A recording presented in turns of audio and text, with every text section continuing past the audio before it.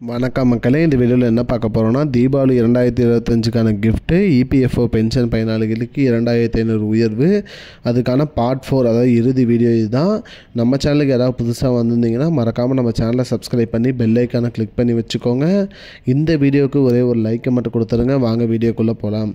அதாவது பார்த்திங்கன்னா, தீபாவளி 2025க்கு இபிஎஃப்ஓ ஓய்வூதியதாரர்களுக்கு 2500 வரை ஓய்வூதிய உயர்வு எதிர்பார்க்கப்பட்டு வருவதால் அவர்களுக்கு சிறப்பானதாக இருக்கும் என்று உறுதியளிக்கிறது. மேலும் பார்த்திங்கன்னா, இந்த அதிகரிப்பு வெறும் எண்ணிக்கையை விட அதிகமாக இருக்கும் அப்படிங்கிற மாதிரி இந்தியாவின் பயனாளர்களுக்கு இபிஎஃப்ஓ அளிக்கிறது, அதாவது உறுதியளிக்கிறதுன்னு சொல்லியிருக்காங்க. இந்த சரியான நேரத்தில் ஓய்வூதிய உயர்வு ஓய்வூதியதாரர்களின் நிதி நல்வாழ்வை மேம்படுத்துகிறது மட்டுமல்லாமல் அவர்கள் தீபத் திருநாளை அதிக மகிழ்ச்சியுடன் மன அமைதியுடன் கொண்டாட உறுதியளிக்கிறது அப்படிங்கிற மாதிரி சொல்லியிருக்காங்க. இது நம்பிக்கை, மகிழ்ச்சி மற்றும் பாதுகாப்பை கொண்டு வரும் ஒரு தகுதியான பரிசு. இது நாடு முழுவதும் உள்ள மில்லியன் கணக்கான ஓய்வு பெற்ற ஊழியர்களுக்கு தீபாவளியை பிரகாசமாக்கிறது அப்படின்னு சொல்லியிருக்காங்க.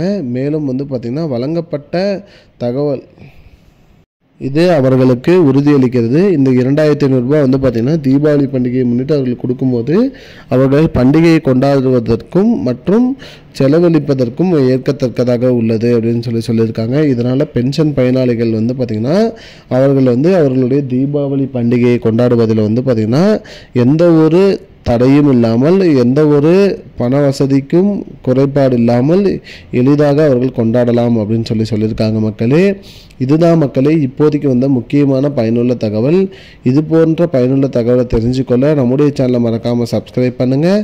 இந்த வீடியோவை உங்கள் ஃப்ரெண்ட்ஸ் அனைவருக்குமே ஷேர் பண்ணிவிடுங்க மக்களே. நன்றி. I don't understand your jokes, man. Because it's not a joke. முன்ன பின்ன தெரியாத ஒரு பையனுக்காக சப்ஸ்கிரைப் விடுற அந்த மனசு இருக்க, அதான் கடவுள்.